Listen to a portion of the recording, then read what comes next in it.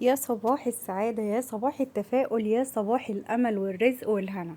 بصوا بقى، زي ما وعدتكم كل مكان أروح لازم أخدكم معايا فيه، لازم أعرفكم طريق حياتي ماشي إزاي، علشان لو عجبك طريقي امشي فيه. بصوا بقى يا حبايب قلبي، بدأنا روتيننا كده بالصلاة على النبي. روتيننا النهاردة روتين الخميس، يوم جميل جدا. ايه دي؟ انت كنتي فين؟ كنت في كلية التربية النوعية. طيب بصوا بقى، هنبدأ كده ايه، نتكلم مع بعض على كل حاجة ان شاء الله، وعلى كل التفاصيل بإذن الله تعالى. انا دلوقتي دخلت الكلية، خلصت كل حاجة، خلصت اللي ورايا وبدأت ايه اروح بيتي. يعني انا دلوقتي في طريقي لبيتي. بصوا بقى، وعايزين نتكلم مع بعض شوية. هنعمل النهاردة روتين حلو قوي. قبل ما نتكلم هنعمل روتين جميل جدا. هنعمل بما ان النهاردة الخميس، انا صحيت الصبح بدري، اخدت بعضي ورحت ايه على الكليه كده، كليه بنتي. ايه ده؟ بنتك دخلت تربيه نوعيه؟ اه الحمد لله، الف حمد وشكر ليك يا رب. هي راضيه بكل حاجه يعني. هي كان نفسها في حاجة تانية، بس ربنا زي ما بيرزقك ارضي وقولي الحمد لله. ويعني بصي، كوني في منتهى السعادة. انتي ما تتخيليش مثلا الجامعة اللي انتي دخلتيها او الكلية اللي انتي دخلتيها، لو مش عجباكي خلاص كده مش اخر الطريق. لا طبعا مش اخر الطريق خالص. ابدأي حياتك، ودايما عودي نفسك ان انا لو ما وصلتش للي انا فيه هوصل ان شاء الله قدام. يعني ما تخليش حلمك يكسرك.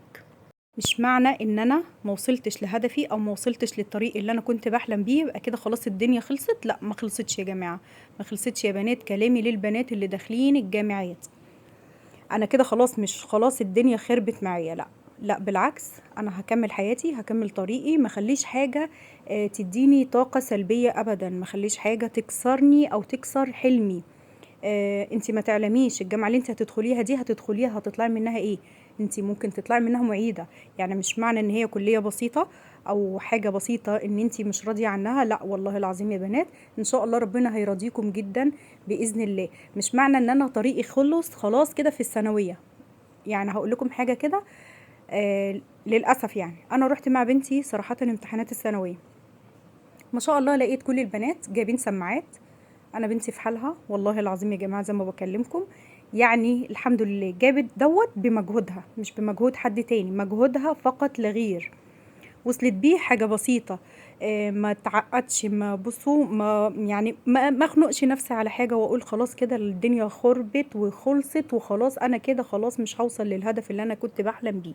لا، ذاكري واجتهدي ووصلي للحلمك اللي انت ما حلمتيش بيه في الثانوي، اوصليه في اي مكان تاني. اوصليه في الجامعة.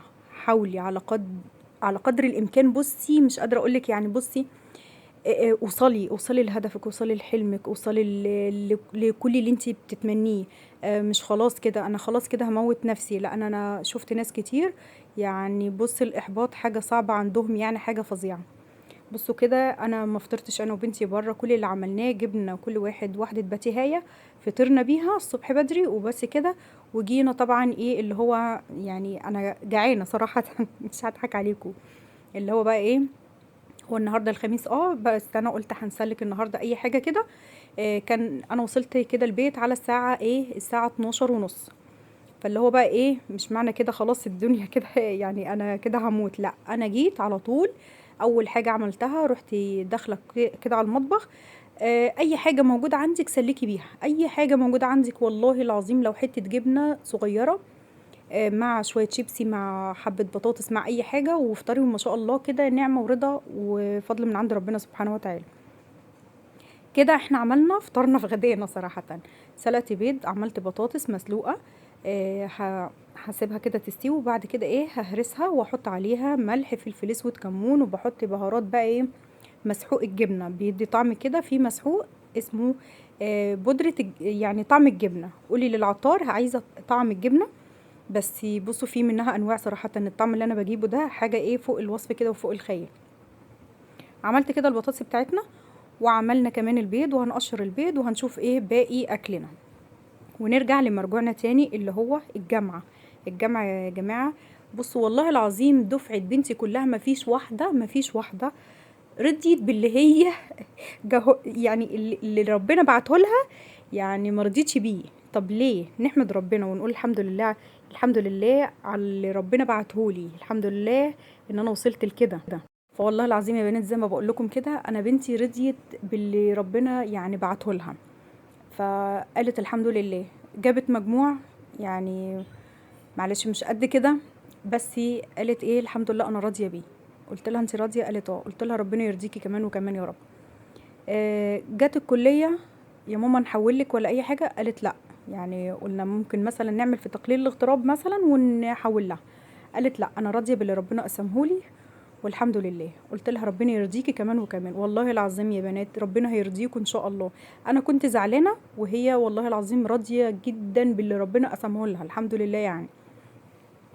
بصوا بقى دوت اكلنا، وعملنا كده اكلنا دوت وبدأنا نتغدى كده. فطبعا مش عايزه اضيع لهم النهارده اليوم، يعني يوم الخميس اخر الاسبوع، فاللي هو مش عايزه اضيع لهم اليوم النهارده كان جميل وماشي حلو والله. بصوا بقى، بعد ما نمت اتغدينا ونمت لي ساعتين وقمت كده ايه اخر النهار حاسه ان انا رايقه كده ومزاجي رايق. حطيت معاكم كده زي ما انتم شايفين نص كوبايه من الميه وحطيت عليها معلقتين من الجيلاتين وهسيبها على جنب. وجبت معايا الطاسه وهنعمل لهم بقى ايه ان شاء الله حاجه حلوه كده باذن الله تعالى. معايا كده كوبايه ونص من السكر وحطيتهم كده وحطيت عليهم نص كوبايه من الميه وكوبايه من عسل الجلوكوز.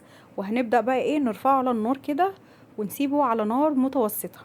وهنعمل لهم ان شاء الله حاجه حلوه، يعني اللي هو انا عايزه اعوضهم بقى اللي هو احنا جينا واتغدينا اي حاجه كده وسلكنا النهارده يومنا.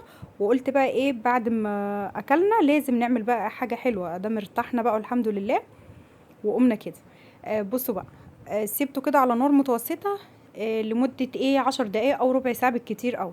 وجبت كده ايه عندي بولتين، اي بولات صغيره كده يكون يعني بصي ما تكونش ايه مرتفعه قوي، اللي هو هنحط فيها المقدار بتاعنا.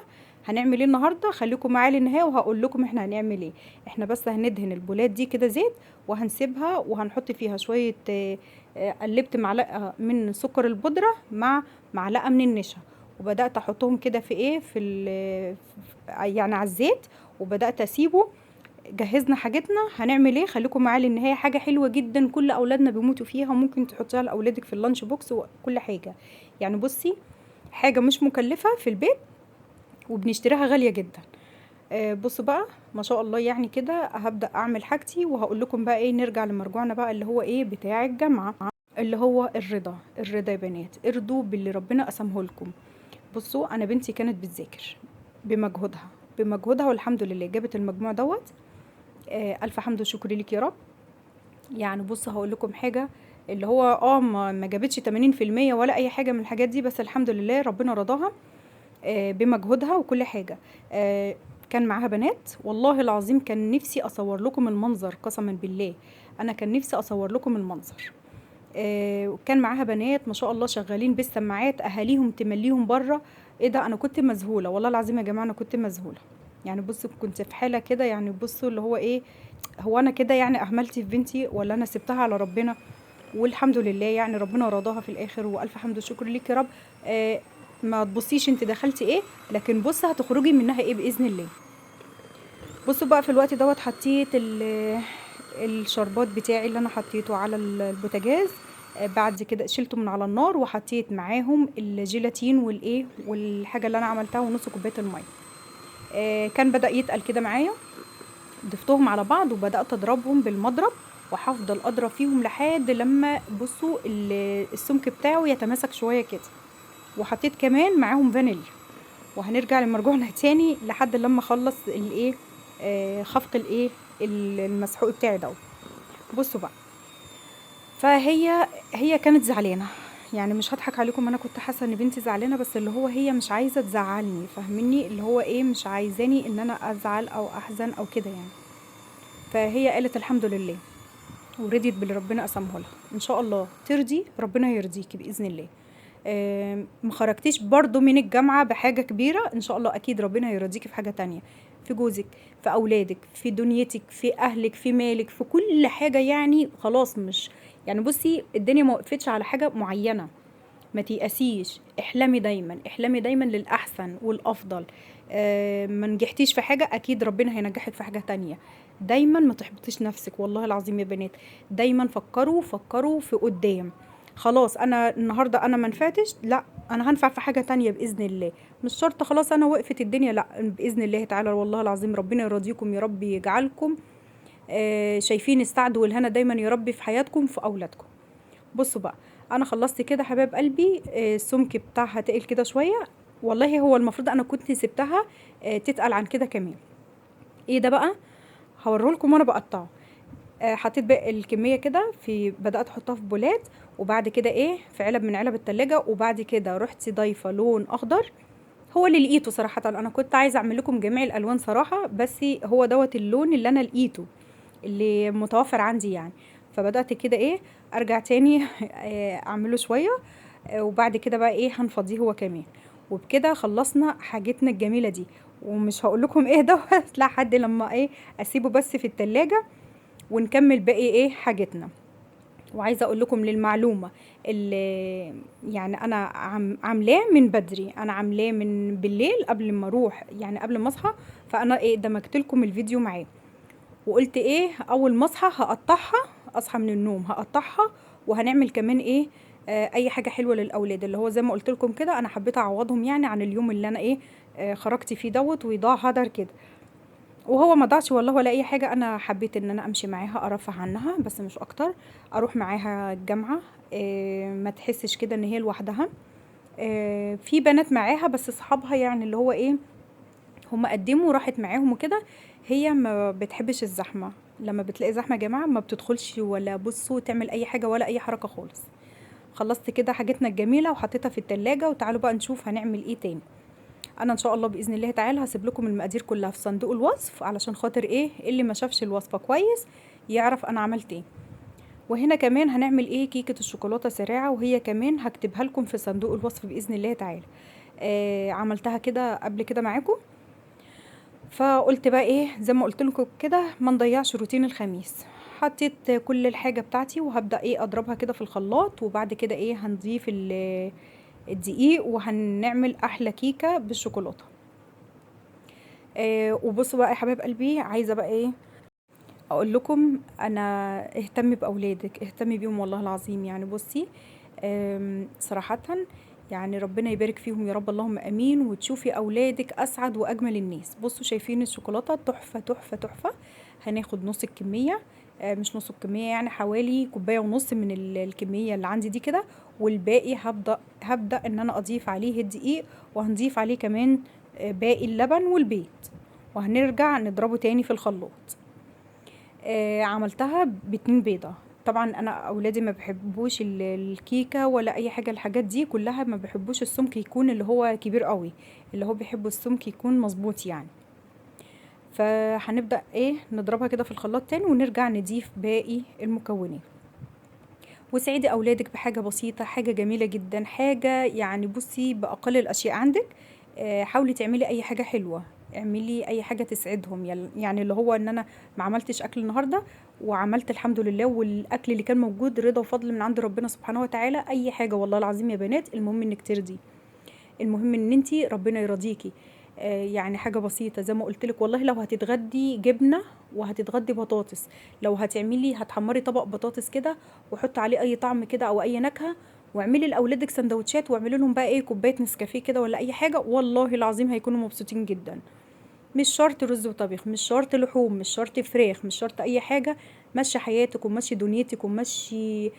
بصي يعني اسعدي نفسك، اسعدي نفسك بحاجه بسيطه جدا. ما تحاوليش ان انت تخلي الطاقه السلبيه تتغلب عليكي، او تقولي بنتي ما وصلتش اللي هي نفسها فيه، او تخلي ابنك او بنتك يوصلوا لحاله سيئه او حاله نفسيه سيئه. ده انت ما ذاكرتيش، ده انت ما نفعتيش، ده انت مع لا بجد والله العظيم عمرها ما حصلت. والله العظيم يا بنات، بناتي جابوا مجموع كبير بكون في قمه السعاده، ربنا رضاهم برضو بكون في قمه السعاده وبحمد ربنا واقول الحمد لله، وهم كمان حامدين ربنا والحمد لله. فالف حمد وشكر ليك يا رب، الحمد لله ربنا مرضينا كلنا، والف حمد وشكر ليك يا رب. دايما احمدي ربنا، احمدي ربنا. ودايما لما تكوني تعبانه او اتخنقتي من حاجه استغفري ربنا كتير، استغفري ربنا كتير جدا، وانتي ربنا هيحوش عنك كل اللي في قلبك. وبصي هتحسي دنيتك حلوه جدا. انا خلصت كده بقى الكيكه يا بنات اهو، وهنبدا نقلبها. عايزه اقلبها لكم، انا بحط ايه سمن في الصينيه، وبحط كده عليها ايه شويه دقيق كده. بتبقى حلوة جدا والله يا بنات. وبصي يعني بتنزل معاك على طول بسهولة. شايفين ما شاء الله حلوة جدا. هنبدأ ننزل عليها بقى بصوص الشوكولاتة وايه. وبكده الوقت دوت كان كده بالليل، اللي هو كان خلاص بقى اللي هو ايه اخر الليل كده. فهو طبعا ايه احنا هنسهر بقى وهنقضي سهرتنا الجميلة، وهنبدأ ايه نشوف هنعمل ايه. والحلوى الجميلة اللي احنا عملناها اللي كل اولادنا بيحبوها، اللي كل اولادنا بيموتوا فيها، هتشوفوها دلوقتي وهنقطعها مع بعض وهنشوف وصلت لفين. ويا ريت بقى لو انت وصلت لحد هنا يا ريت تحطي لي كومنت جميل كده من قلبك، يا ريت تحطي لي كده لايك حلو من ايديك الجميله، يا ريت كده دعوه حلوه من قلبكم ان شاء الله. ربنا يسعدكم ويسعد قلوبكم ويسعد اولادكم ويسعد حياتكم ان شاء الله، ويجعل ايامكم كلها سعد وهنا وفرح يا رب اللهم امين.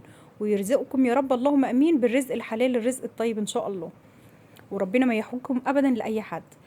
خلصت كده الكيكه الشوكولاته بتاعتي الجميله، وهنبدا نقطعها كده زي ما قلت لكم. انا عملتها في صينيتين، هي مقدار صينيه بس، اللي هو بقى ايه بصوا شايفين لكم ان تتخيلوا كانت هتنفش النفشه الجميله دي.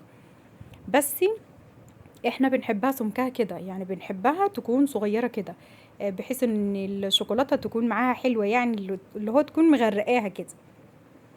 هنبدأ كده نغرفها كده في الأطباق، ونبدأ نشوف الحاجة الجميلة التانية اللي احنا نعملها. وبكده سهرتنا الجميلة اللي هي سهرة الخميس تكون حلوة ولذيذة وخفيفة. اسعدي أولادك، اسعدي نفسك بحاجة بسيطة خالص. ابعتي جيبي أي حاجة، دورة فشار، أي حاجة، واسعدي نفسك وحياتك بيها. حاولي ان انتي تحافظي على دنيتك، حاولي ان انتي تحافظي على فلوسك ومالك واولادك، اولادك ومالك وجوزك وبص حياتك وبيتك ودنيتك. حافظي على كل حاجة فيها، الحاجات دي لا يمكن ان تتعوض.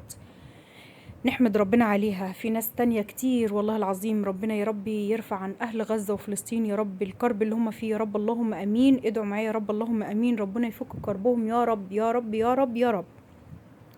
جهزت كده الاطباق بتاعتنا، وعملت كمان والله بصوا انا عملت مشروب كمان، يعني عملت له من نسكافيه باللبن. ويعني بجهز كمان الحاجه الجميله دي وايه. بس للاسف الجزء الاخير دوت اللي هو اتحذف منه. انا حاطه هي ايه على عندي كده. انا حطيت كده دقيق اصفر نشا مع سكر بودره، وبدات انزل الحاجه بتاعتي دي دوت ايه يا بنات. هنقطعها كده بصوا، قلبوها كده ما شاء الله اتمسكت معايا وبقت جميله جدا. ده مارشميلو. مارشميلو حاجه بسيطه، حاجه مش مكلفه والله العظيم يا بنات، بتشتروها غاليه جدا. بس ارجع واقول لكم يعني هي برضو حاجه حلوه من بره. هو عشان انا حطيت سكر البودره كانت مسكره شويه، فطبعا والله بس كانت تحفه، كانت حلوه قوي قوي قوي. وهنعمل بقى حاجات كتيره جميله جدا وهتنفع اولادك.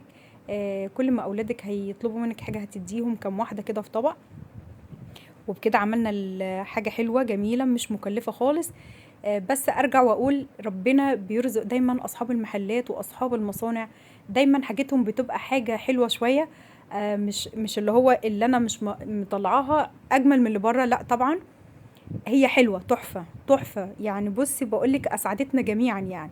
بس اللي هو طبعا علشان خاطر ربنا بيرزق كل انسان. بصوا شايفين والله العظيم حلوه جدا يا بنات ما شاء الله.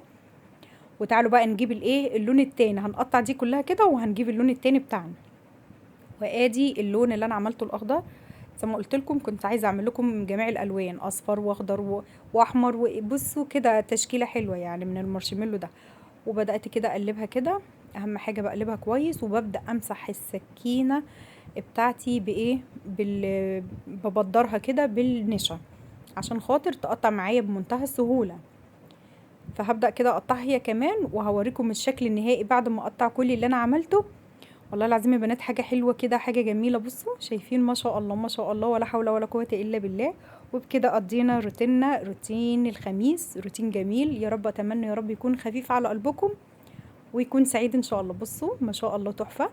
وادي المارشميلو الجميل بحاجه مش مكلفه، حاجه مش غاليه.